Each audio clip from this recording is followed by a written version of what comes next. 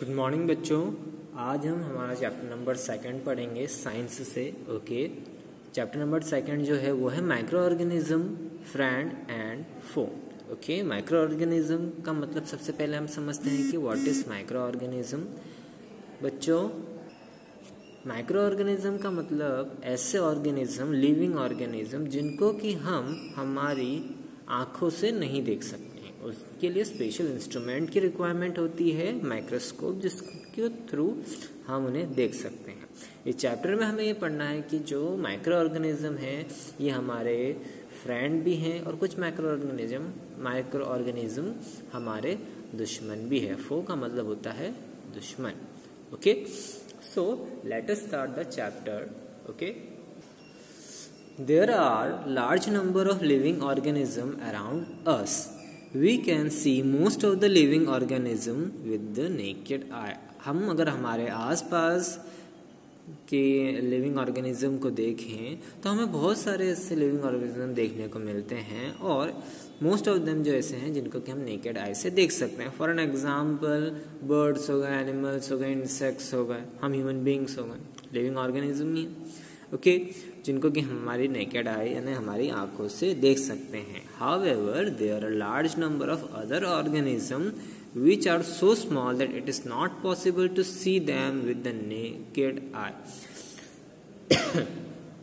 हालांकि ऐसे बहुत सारे नंबर ऑफ अदर ऑर्गेनिज्म भी हैं जो कि बहुत ज़्यादा स्मॉल यानी बहुत ज़्यादा उनके साइज जो है बहुत ज़्यादा स्मॉल होने की वजह से ये पॉसिबल नहीं है कि हम उन्हें अपनी नेकेड आई से देख सकें।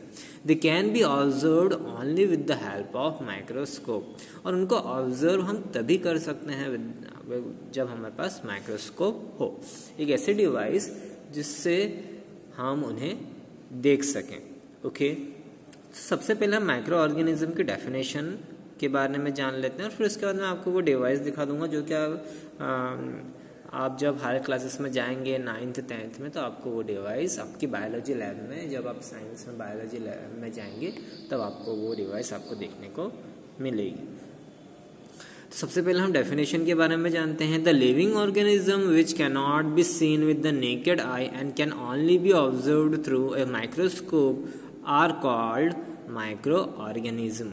ओके, ऐसे लिविंग ऑर्गेनिज्म जिनको कि हम हमारी नेकेड आई से नहीं देख सकते, हम आंखों से नहीं देख सकते हैं और उनको सिर्फ माइक्रोस्कोप के थ्रू ही ऑब्जर्व कर सकते हैं, देख सकते हैं, ऐसे ऑर्गेनिज्म को हम या तो माइक्रो ऑर्गेनिज्म कहते हैं या फिर माइक्रोब्स कहते हैं।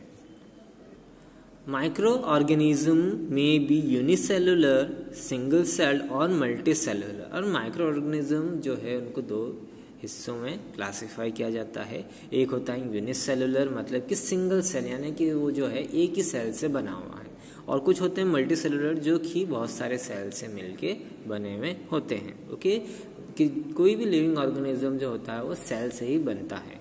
हम ह्यूमन्स हैं वो भी हम सेल से ही बनता है। हमारा सबसे छोटा यूनिट जो ब्लॉक है वो सेल ही है। एक बहुत सारे सेल मिलके टिश्यूज बनाते हैं और फिर उन टिश्यूज से हमारे ऑर्गन्स बनते हैं। ओके, अब the science which deals with the study of micro organism is called microbiology. The science जो कि माइक्रो ऑर्गेनिज्म की स्टडी से रिलेटेड डील करती है, उस स्टडी को या उस पोर्शन को हम माइक्रोबायोलॉजी कहते हैं। यहाँ ऐसे द साइंस दैट जो कि माइक्रो ऑर्गेनिज्म के बारे में स्टडी करती है। द साइंटिस्ट जो ऐसे साइंटिस्ट जो कि माइक्रोबायोलॉजी या माइक्रो ऑर्गेनिज्म के बारे में स्टडी करते हैं, they are known as microbiologist.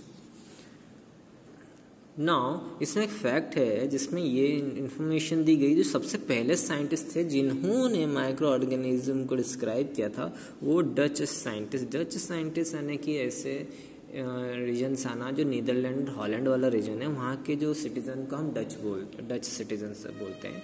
जैसे डच साइंटिस्ट थे जिनका नाम था एंटिनो वैन ल्यूवेनहॉक। इन 1674 ही observed living cell for the first time. और उन्होंने 1674 में पहली बार उन्होंने ऑब्जर्व किया था living cell for the first time और with the help of microscope. Okay, अब बच्चों क्वेश्चन ये अराइज होता है कि माइक्रो ऑर्गेनिज्म कहाँ रहते हैं, where do they live. Micro organisms are present everywhere, some live alone while others grow in groups called colonies. Micro organism हर जगह प्रेजेंट रहते हैं, ओके हो सकता है जहाँ आप बैठे हो उसके आसपास आपकी किताब पर कहीं भी ये प्रेजेंट रह सकते हैं। कुछ अकेले रहते हैं तो कुछ कॉलोनीज में रहते हैं, मतलब कि ग्रुप में रहते हैं, ठीक है। They are found in every kind of environment, और ये हर काइंड ऑफ इन्वायरमेंट में पाए जाते हैं। फॉर एन एग्जाम्पल जो हम कोरोना वायरस के बारे में सुन रहे हो वो भी एक part of a micro organism, और जैसे उसके हम उसके बारे में जानते हैं वो कहीं भी प्रेजेंट रह सकता है, एयर में भी प्रेजेंट रह सकता है। वाटर बॉडीज, कुछ माइक्रो ऑर्गेनिज्म वाटर बॉडीज में ही पाए जाते हैं। They are found in air, soil and in water bodies like sea, lakes and pond. अब माइक्रो ऑर्गेनिज्म कहाँ कहाँ पाए जाते हैं, वैसे तो हर जगह पाए जाते हैं, इसके साथ एयर में, सॉइल में, वाटर बॉडीज में, जैसे कि सी हो गया, समुद्र, लेक हो गए, तालाब, पॉन्ड्स हो गए, ओके हर जगह ये पाए जाते हैं। इनफैक्ट कुछ माइक्रो ऑर्गेनिज्म ऐसे भी होते हैं जो कि डेड और डिकिंग ऑर्गेनिज्म, यानी जो ऑर्गेनिज्म जो कि मर गए हैं उनके अंदर भी ये पाए जाते हैं, और कुछ हमारे बॉडी के अंदर भी पाए जाते हैं, जिस वजह से कभी आप बीमार पड़ जाते हैं, okay. They can exist in extreme conditions of temperature. इसके साथ साथ ही किसी भी कंडीशन, एक्सट्रीम कंडीशन में भी सर्वाइव कर जाता है, चाहे कहीं भी सूखा पड़ा हो, ड्रॉट हो, ड्रॉट का मतलब होता है सूखा पड़ना, या फिर हॉट वाटर स्प्रिंग्स यानी गर्म वाटर रीजन में जहाँ पानी बहुत ज़्यादा गर्म हो, डेजर्ट एरिया में, पोलर रीजन यानी बहुत ज़्यादा ठंड वहाँ बर्फबारी हो रही है, okay. Marshy lands, they survive in extreme condition by the forming a hard outer covering called schist। और ये इतनी एक्सट्रीम कंडीशन कैसे सर्वाइव करते हैं कि अपने ऊपर एक हार्ड आउटर कवरिंग बना लेते हैं जिसको कि साइस्ट कहते हैं, जिससे कि उनको ये जो वेदरिंग एक्शन है उससे उनको कोई फ़र्क नहीं पड़ता और वो सर्वाइव कर जाते हैं। आपकी बुक में एक एक्टिविटी है, सिंस वो एक्टिविटी हम परफॉर्म नहीं कर सकते हैं इसलिए मैं एक्टिविटी करवा नहीं रहा हूँ, बट लेकिन उसमें एक इमेज है जो कि है माइक्रोस्कोप की, तो उस इमेज को आप ध्यान से देख लीजिए। सो बच्चों, दिस इज द डिवाइस जिसको कि हम माइक्रोस्कोप कहते हैं, जिसके थ्रू आप माइक्रो ऑर्गेनिज्म को देख सकते हैं। अदरवाइज आप अपने नेकेड आइज से माइक्रो ऑर्गेनिज्म को नहीं देख सकते हैं। नाउ जो नेक्स्ट जो हमारा टॉपिक है वो हम पढ़ेंगे major groups of microorganism. Okay, microorganism को किन ग्रुप्स में डिवाइड कर रखा है, ओके आइए। So major groups of microorganism, microorganism को 5 मेजर ग्रुप्स में डिवाइड कर रखा है। सबसे पहला होता है bacteria which is known as singular bacterium. Second one is known as viruses, singular virus. Algae, alga. Fungi, fungus. Protozoa, protozoa. Okay, सबसे पहले हम पढ़ते हैं बैक्टीरिया के बारे में। Okay, bacteria are very small and the simplest living organism. Okay, bacteria बहुत ज़्यादा स्मॉल होते हैं और सिंपलेस्ट लिविंग ऑर्गेनिज्म है। उनकी साइज जो है 0.2 से लेके 100 माइक्रॉन्स तक रह सकते हैं। उनकी साइज के बारे में बात कर रहा हूँ। और जहाँ तक हम आपको बता दूं कि 1 माइक्रॉन का मतलब क्या होता है कि जो मिलीमीटर होता है, आपकी स्केल जो होती है, स्केल में जो वेरियस पॉइंट्स रहते हैं वो मिलीमीटर्स में सबसे एक लाइन जैसी बनी हुई रहती है। फॉर एग्जांपल ये कैसे लाइन स्केल पे लाइन बनी हुई रहती है, उस पर छोटे छोटे से लाइन जा रहे हैं, वो मिलीमीटर के हैं। तो उस 1 मिलीमीटर का आप 1000 हिस्सा कर लेंगे तो वो 1 माइक्रॉन के बराबर होता है। तो इनकी साइज जो है वो 0.2 से लेके 100 माइक्रॉन्स तक वेरी करती है। सिंगल सेल्ड ऑर्गेनिज्म है, ऑलमोस्ट हर जगह पाए जाते हैं। बैक्टीरिया जो होते हैं वो 4 शेप्स में पाए जाते हैं। ओके, पहला जो शेप होता है वो होता है बैकिली, जिसको कि हम रॉड शेप, जो रॉड होती है उस शेप में रहता है। इसके एग्जाम्पल है एस्केरिया कॉली, इसको ई कॉइल के नाम से, इसको ई कॉली के नाम से भी जाना जाता है, या फिर एस्केरिया कॉली। फिर है कॉकी, जो कि स्पेरिकल बैक्टीरिया होता है। Example streptococcus pneumonia. Okay, then the third form आता है विब्रो, जो कि कॉमन शेप बैक्टीरिया कहते हैं, जिसको कि विब्रो कॉलेरिया। एंड लास्ट वन जो होता है स्पिरिला, जो कि स्पाइरल शेप में होता है। के एग्जाम्पल स्पिरिलियम। आपकी बुक में जो है 3 इमेजेस दे रखी हैं। ये जो है सबसे पहली ई कॉली की, जो कि रॉड शेप में आपको दिख रही होगी। फिर उसके बाद में ये जो अगली जो इमेज है वो कॉकी की है, जिसको कि स्ट्रेप्टोकस निमोनिया कहा जाता है, जो कि स्पेरिकल है ना, देखिए राउंडेड फॉर्म में, स्पेरिकल शेप में है। देन विब्रियो या फिर विब्रियो कॉलेरा, जो कि जो नॉर्मल जो कॉमन शेप होता है बैक्टीरिया का, मोस्ट ऑफ द बैक्टीरिया जो है इसी शेप में पाए जाते हैं। Then comes the virus. अब the word virus means poisonous liquid. Okay, virus का जो मतलब होता है उसका मतलब होता है कि पॉइजनस लिक्विड। वायरस जो है are the smallest microorganism, size जो रेंज करती है वो 20 to 300 नैनोमीटर तक वेरी करती है। ये they can be only studied under the electron microscope. इसको कोई नॉर्मल माइक्रोस्कोप से हम नहीं देख सकते। अभी जो मैंने आपको इमेज दिखाई थी वो एक नॉर्मल माइक्रोस्कोप थी, बट लेकिन वायरसेस की स्टडी करने के लिए हमें एक इलेक्ट्रॉन माइक्रोस्कोप की रिक्वायरमेंट होती है। Virus cannot grow and reproduce on their own. अब वायरस की खास बात यह है कि वो खुद ब खुद ग्रो नहीं कर पाते हैं या खुद ब खुद वो अपने को रिप्रोड्यूस नहीं कर पाते हैं, पर लेकिन जैसे ही वो किसी लिविंग सेल या किसी लिविंग बॉडी में एंटर होते हैं तब वो अपने आप की वहाँ पर वो ग्रोथ भी कर लेते हैं और उनको कहीं ना कहीं वो वहाँ पर रिप्रोडक्शन करना स्टार्ट कर देते हैं। Okay, viruses are considered as a connecting link between the living and non living thing.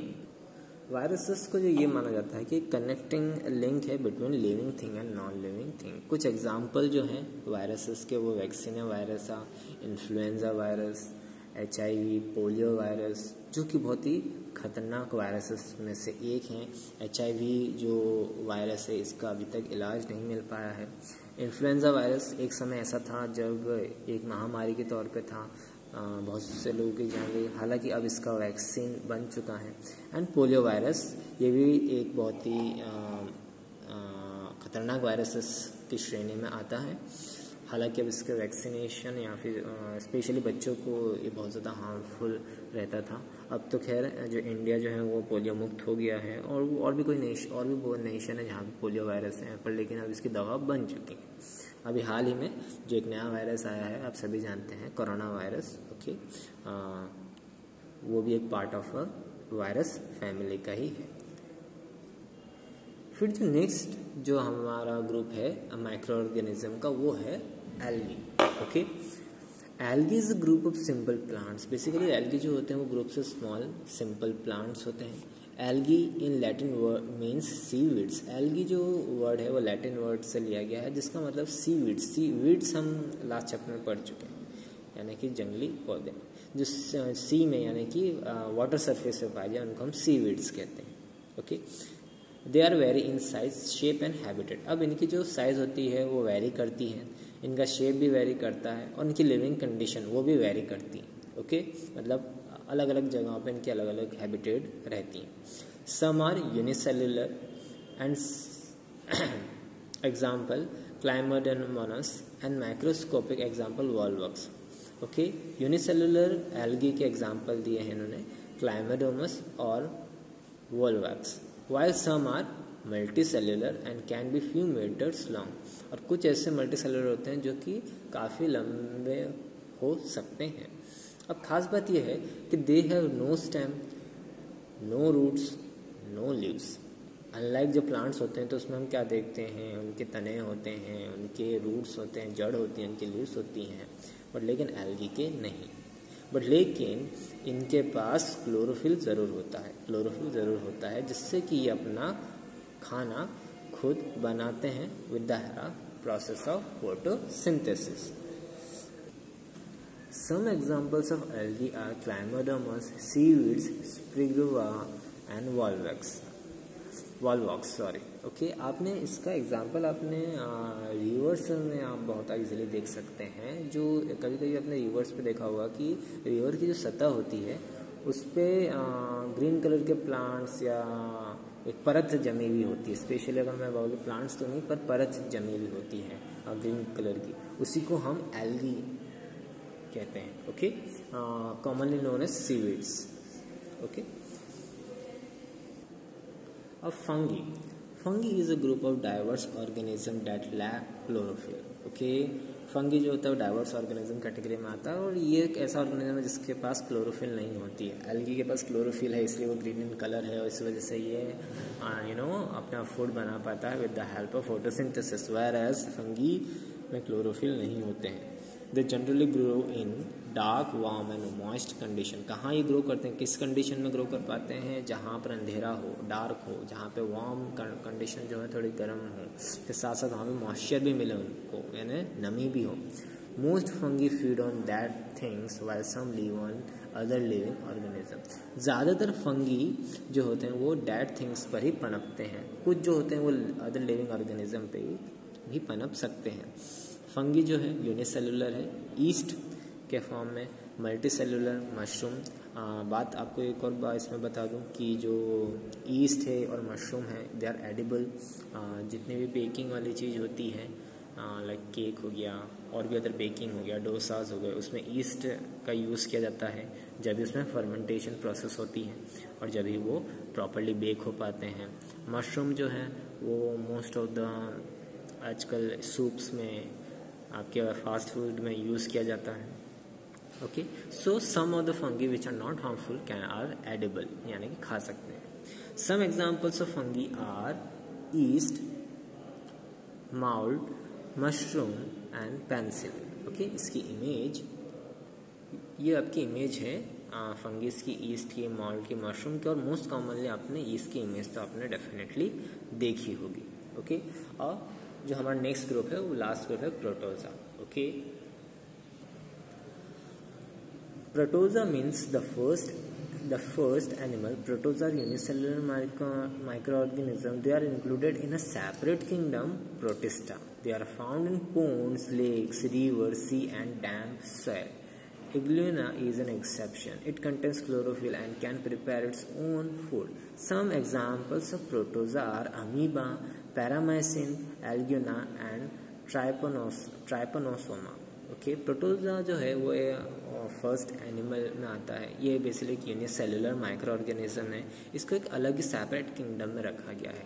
बच्चों, अगर आपको ध्यान होगा प्रीवियस क्लासेस में तो आपने plant kingdom and animal kingdom के बारे में पढ़ा हो, और अगर नहीं भी पढ़ा हो तो जब आप क्लास 9th में आएंगे तब आपका फर्स्ट या सेकेंड चैप्टर ही है इसमें, तब उसमें आपको डिटेल में जो स्पीशीज़ होती हैं उसको 2 किंगडम में डिवाइड किया जाता है, प्लांट एंड एनिमल। हालांकि जो प्रोटोजा है वो अलग किंगडम में आता है, उस किंगडम का नाम है प्रोटिस्टा। ओके, कुछ एग्जांपल्स हैं। मोस्ट ऑफ द जो प्रोटोजा है वो उनमें क्लोरोफिल नहीं होता है, सिवाय एक प्रोटोजा के जिसको कि इग्लेना है, जिसके अंदर क्लोरोफिल कंटेन है, जिसकी वजह से वो अपना खाना खुद बना सकता है। प्रोटोजा के कुछ एग्जाम्पल जो कॉमनली पाए जाते हैं वो एमीबा है, पैरामाइसिन है एंड एग्लुना है। एग्लुना जो कि हमने बताया था जो एक लौता प्रोटोजा है जिसके अंदर क्लोरोफिल प्रेजेंट है। ओके, अब जो हम नेक्स्ट हम ये पढ़ेंगे कि in micro organism some are friend, जैसे कि हमारा चैप्टर का टॉपिक ही है कि micro organism friend and foe, यानी दोस्त और दुश्मन दोनों। अब कुछ ऐसे माइक्रो ऑर्गेनिज्म हैं जो कि हमारे लिए काफ़ी हेल्पफुल होते हैं और कुछ माइक्रो ऑर्गेनिज्म ऐसे हैं जो कि हमारे लिए बहुत ज़्यादा डेंजरस हो सकते हैं। अब फॉर एन एग्जांपल हम अगर फंगी की हम ईस्ट के बारे में ले लें तो ईस्ट जो है वो यूज़ किया जाता है ब्रेड के लिए, ताकि जो भी वो डो बनाते हैं उसको फर्मेंट हो सके और फिर बाद में उसको प्रॉपरली बेक हो सके। तो कहीं ना कहीं वो हमारे लिए ईस्ट जो है, ईस्ट माइक्रो ऑर्गेनिज्म जो है हमारे लिए हेल्पफुल है। ओके, पर लेकिन अगर हम बात करें आज के मॉडर्न डे में तो corona virus it's a type of micro organism जो कि वायरस है, जिससे काफ़ी लाखों लाइफ्स पर इसका इफेक्ट पड़ा है। सो इसके बाद जो हम पढ़ेंगे वो हम यही पढ़ेंगे। फर्स्ट जो सेक्शन रहेगा हम इसमें ये पढ़ेंगे कि यूज़फुल माइक्रो ऑर्गेनिज्म कौन कौन से होते हैं, एंड देन हम इसके बारे में जो इनके हार्मफुल इफेक्ट्स है नेक्स्ट सेक्शन में उसके बारे में पढ़ेंगे। सबसे पहले हम यूज़फुल माइक्रो ऑर्गेनिज्म के बारे में जान लेते हैं। सबसे पहला जो यूज़ होता है माइक्रो ऑर्गेनिज्म का वो होता है making of food item. Okay, there are various food items in which microorganism helps in making them. इसमें बैक्टीरिया जो है that helps in making certain food items like curd, cheese, bread and pastries, है ना। Bacteria जो micro organism है, इससे हमने क्या कौन कौन से फूड आइटम में बनते हैं, कर्ड यानी दही, चीज़, ब्रेड एंड पेस्ट्रीज। सबसे पहले हम लैक्टोबैसिलस बैक्टीरिया, एक टाइप ऑफ बैक्टीरिया है जो कि हेल्प करता है कर्ड बनाने में मिल्क से। Curd is formed when a protein called casein present in the milk clumps together to form a solidified mass. Casein coagulation clump formation takes place only when the milk is acidic. A spoonful of curd contains the bacteria Lactobacillus which promote the formation of curd. जब आप दूध में curd की एक चम्मच डालते हैं जिसमें कि लैक्टोबैसिलस बैक्टीरिया प्रेजेंस रहता है, तो क्या होता है कि जो सीज़म नाम का एक प्रोटीन जो दूध में प्रेजेंट रहता है वो इससे मिलके उसमें क्लम्प बनाना स्टार्ट कर देता है, उसको सॉलिडिफाई करना स्टार्ट कर देता है और धीरे धीरे आपका जो दूध है वो कर्ड में चेंज होना स्टार्ट कर देता है।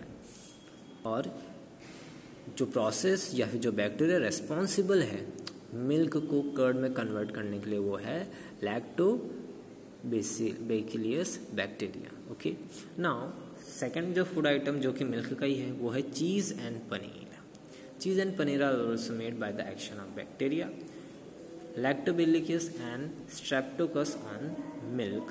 ओके, इसमें अगर हमें चीज़ और पनीर बनानी है तो उसमें lactobacillus and streptococcus on milk उसको ऐड करना रहता है ज़्यादा क्वांटिटी में, तो इट कन्वर्ट्स इनटू पनीर, यानी कि दूध फट जाता है और उसी प्रोसेस से हम पनीर एंड चीज़ बना सकते हैं। बैक्टीरिया, तो तीसरा यूज होता है bacteria act upon tough meat and make it soft. This process is called tenderization of meat. Basically ये जो यूज़ होता है ये होटल्स में होता है जहाँ पे जो मीट होता है बहुत ज़्यादा टफ होता है, इसको सॉफ्ट बनाने के लिए हम बैक्टीरिया जो है मीट को सॉफ्ट कर देता है। देन आता है ईस्ट जो कि पार्ट ऑफ फंगी है, तो ईस्ट सेल का यूज़ होता है इन बेकिंग इंडस्ट्री। बेकिंग इंडस्ट्री में ईस्ट का बहुत इस्तेमाल होता है।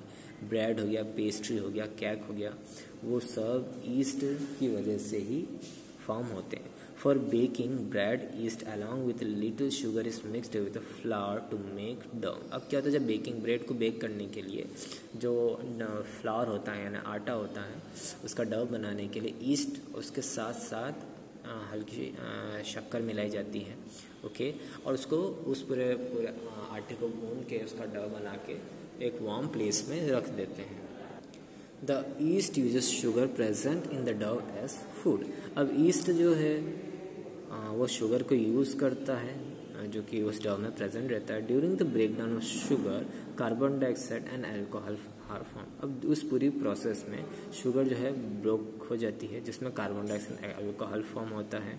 दिस पूरी प्रोसेस को हम बोलते हैं फर्मेंटेशन। ओके, कई बार आपने सुना होगा अगर आप घर में केक बनाते हैं या डोसास बनाते हैं तो उसमें ये वर्ड होता है कि खमीर आया कि नहीं। सो दैट खमीर जो वर्ड है इट इज़ एन, उसको इंग्लिश में ईस्ट कहते हैं।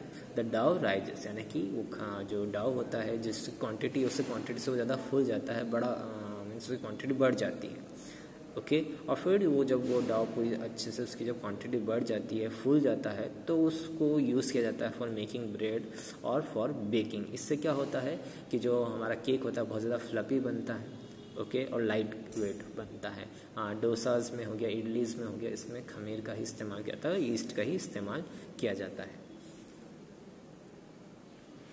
Yeast is also used in day-to-day household food items like idli, dhokla and dosa too. जैसे मैंने आपको बताया ईस्ट का इस्तेमाल बेकरीज में नहीं, घरों में भी होता है इडली, ढोकला, डोसा इन सब चीज़ों में बनाने के लिए।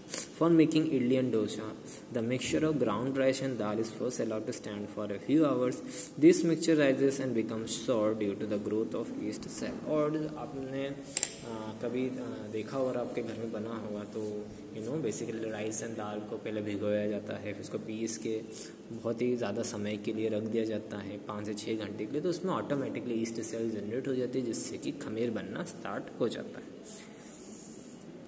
अब कुछ algae like chlorella and seed weeds जो होते हैं उनको यूज़ किया जाता है एज अ फूड, जिनमें रिच सोर्स होता है प्रोटीन एंड मिनरल का। अब बच्चों आज के लिए इतना ही। जब हम नेक्स्ट लेक्चर में मिलेंगे तो हम इसका कमर्शियल यूज़ पढ़ेंगे। कमर्शियल यूज़ का मतलब जब भी हम किसी चीज़ को एक बड़े लेवल पे सेल कर रहे हों, लाइक बिजनेस के फॉर्म में, है ना, तो उसमें माइक्रो ऑर्गेनिज्म कैसे यूज़ होते हैं इन कमर्शियल लेवल। अभी जो हमने देखा, हमने फूड आइटम्स में देखा, जो कि बेकरीज में, हमारे घर में, डे टू डे लाइफ में हम देखते हैं। अब जो हम देखेंगे इनका कमर्शियल यूज़ देखेंगे, यानी कि एक बड़े लेवल पे जब प्रोडक्शन होता है और स्पेशली इसको सेल करने के लिए ही यूज़ किया जाता है, तो उसको हम कमर्शियल यूज़ कहते हैं। ये हम नेक्स्ट लेक्चर में पढ़ेंगे। ओके, आज के लिए इतना ही। Thank you.